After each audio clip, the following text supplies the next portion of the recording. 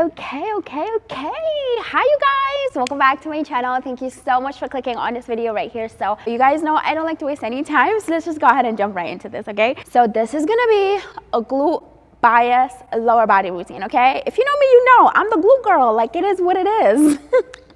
Okay, so we're gonna go ahead and jump right into this. Usually when I'm in the gym, I like to do all my compounds first, get them out the way, and then I do my isos at the end, okay? So we're gonna go ahead and start with a hip thrust. You're gonna sit right below the bench, okay? So the first thing you need to know when it comes to doing a hip thrust is your foot placement. Because you know, if your feet are too far away from you, you're gonna be mostly working your hamstrings. If they're too close to you, you're gonna be targeting your quads, okay? And what I want you to do is target your glutes. So the way you do that is you're gonna sit right below the bench. You see where your knee falls? That's where your heel is supposed to be. That's gonna automatically put you at a 90. I'm gonna show you right now. So my knee ends right here where the mat begins. I'm gonna put my heels right there, okay? So from here, you're going to go up. This puts you at an automatic 90, okay? You're gonna go down, up, down, right? And again, it's not a scooping motion, it's not. So before you get started, I want you to tuck your pelvis in, okay? Engage your core, tuck your chin in, and from here, up, down, okay? So that's what we're gonna do, but I'm gonna go ahead and add some weights, okay? And trust me, if you're doing the proper form, you don't need to go heavy in order for you to feel this, okay? I don't know what that clap was about, but let's do this. Focus on mind to muscle connection, okay? And we're gonna go for 12 reps. Ready? Let's go. 1, slow and controlled. 2, 3, 4, squeeze at the top. 5, up, 6, up, 7, up, 8, 9, 10, take your time, whoo. 11, last one, up, 12. All right, so that was the first set. So now I'm gonna go ahead and do that a total of 3 more times, okay? So that's gonna put us at 4 sets. Every exercise in this video will be done 4 times, okay? So you're doing 4 sets of everything. I'm gonna do that 3 more times and then we're gonna move on to our next exercise. Okay, you guys, so I just finished my 4 sets of the hip thrust. So we're gonna move on to our next exercise, okay? Again, this is a glute bias leg day. So we're gonna go on and jump into my next favorite at home or in the gym glute exercise, which is the single leg hip thrust. Now, this is one of the most underrated exercises, if you ask me. So let's go ahead and do this. We're gonna have the same stance, but let me just walk you through this, okay? It's basically the same motion that we did for the hip thrust, but instead of both feet being on the ground, we are gonna have 1 foot, okay? And I'm gonna explain this right now. From here, instead of doing it like this, what I want you to do is you're going to extend your non-working leg and you're gonna kick it up as you come up, okay? Keep your chin tucked in, up.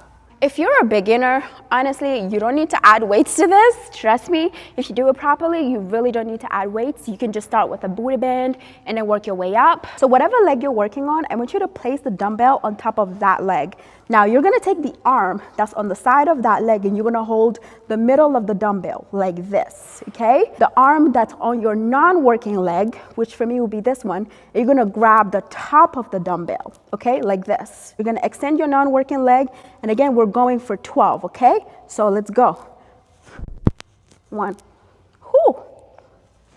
2, 3. As you come up, I want you to push the dumbbell away from you. 4, push it away. 5, 6, oh my God. 7, these always get me. 8, keep going. 9, 11, 12. Whew. So that's just half of a set, okay? So now you're gonna alternate your arms. Again, take the arm of the non-working leg, place it at the top of the dumbbell like this. The arm of the working leg is gonna hold the dumbbell in the middle. Okay, ready? Extend your foot. We're gonna go up. Ready? Let's go. 1, 2, up, 3, 4, 5, up, 6, 7, 8, 9, 10, 11, last one, 12. Oh my God, this exercise is so underrated. You have to try it. So again, we're gonna do that a total of 3 more times, and then we're gonna move on to our next exercise, okay? Hey you guys, so I'm just interrupting the video really quickly to let you guys know about my fitness app. If you're a beginner, intermediate, if you're working out at home, if you don't have a gym, it doesn't matter where you are in your journey, I do have a fitness app where you can have access to all of my workout programs. Once you sign up, you get a custom meal plan. So it doesn't matter if you're vegan, vegetarian, gluten-free. Every single exercise on my app comes with a demo video. If you're someone who needs a little bit of a push in your fitness journey, definitely go ahead and check it out. Now, if you have not seen my tutorial on how to do the perfect RDL, don't worry, I got you. But first, let's talk about the motion. There are 2 different variations to the RDL. There's a stiff leg RDL and there is the glute bias RDL, which is what we're going to do today. It's not a squatting motion where your knees go forward. It's a hinge at the hip. So you're going to push your hips back, okay? As you slightly bend your knee. So a stiff leg RDL is mostly gonna target your hamstrings, okay? It's not gonna work your glutes, it's gonna work your hamstrings. So in order for you to do that variation, we're not doing that right now, but I'm just gonna show you real quick how that works. So you would keep your, again, toes shoulder width apart, and instead of bending your knees, you're gonna keep your legs as straight as you can, right? And you're just gonna hinge at the hip, and you should start feeling your hamstrings fully stretched. Once you feel your hamstrings fully stretched, that's your cue to come back up. And then if you're doing a glute bias RDL, it's more of a hinge at the hip, okay? So for that one, you're gonna focus mostly on pushing your hips back. So you're gonna start from here, you're gonna push your hips back.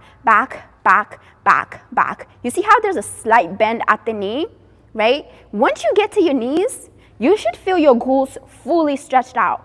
Once you feel your glutes fully stretched out, that's your cue to come back up. A lot of reasons why most people have back pain when they do this exercise is because they overextend.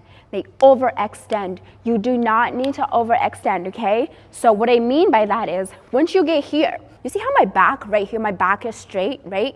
Don't let the arch fool you. My back is straight right now, okay?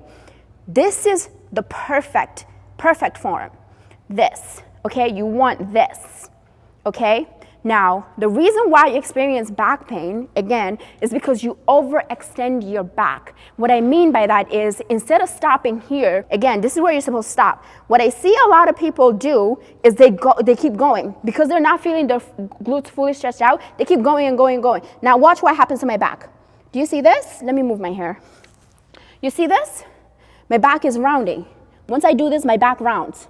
This is no longer a glute bias RDL. Even if you feel your glutes, now your back, in order for me to come back up, I need to engage my back to pull the weight back up. You don't want that. You need your back to be straight right here. Again, if you don't feel your glutes fully stretched out when your arms are near your knees, okay, when your hands are near your knees, that means you're not hinging back enough. Hinge back a little more.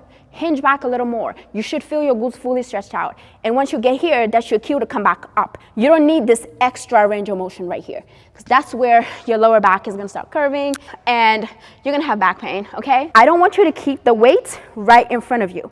I want you to keep them at a diagonal. So not all the way to the side and not all the way to the front. I want them here at a 45, okay? So you're gonna stand shoulder width apart and you're gonna go down. Push your hips back, hips back, hips back, hips back. Here, I feel them fully stretched, back up. That's 1. Let's go. 2, 3, 4, 5, 7, 9,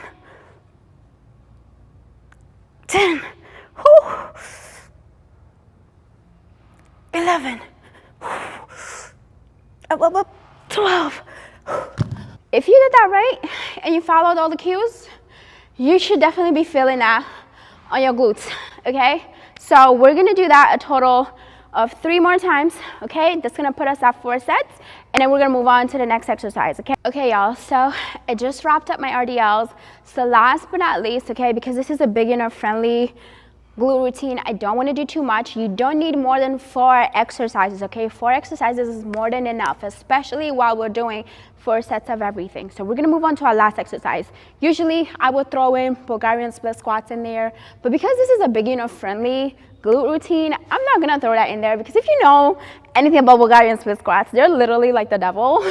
The last exercise we're gonna do is a sumo dumbbell. A lot of times, the reason why people have a hard time feeling sumo squats on their glutes is because they push with their whole foot like on the floor, okay? And what I mean by that is I need you to push off of your heels. So if you're someone who has a hard time feeling this in your glutes, I want you to, instead of going down like this, watch my feet, right? You see how my feet are fully planted on the ground? Instead of going down like that, I want you to point your toes up, okay? Point your toes up. This is gonna force you to push using your heels, and it's gonna automatically activate your glutes, okay? Toes up, and from here, you're gonna go down, down, down, here, come back up, push through your heels.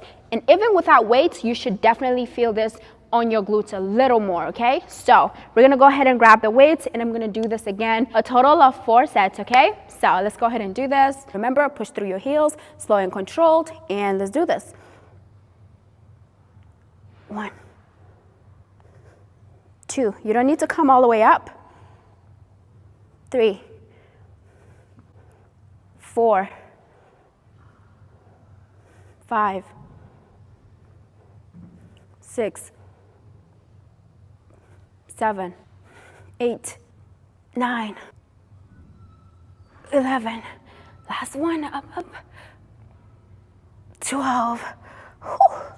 All right, y'all, so I'm gonna go ahead and do that for a total of 3 more sets. That's gonna put me at 4 sets. By the way, if you're wondering, yes, I do take creatine. I take creatine, I take protein, and I take pre-workout. It doesn't matter where you are on your journey. I personally think everybody should be taking creatine. I'm gonna make a video about creatine and all the supplements that I use. All the pre-workout, all my supplements and everything is in the description box below. So my pre-workout, my protein, my creatine, everything is in the description box below, okay? And that's about it. Thank you guys so much for watching. I love you so much.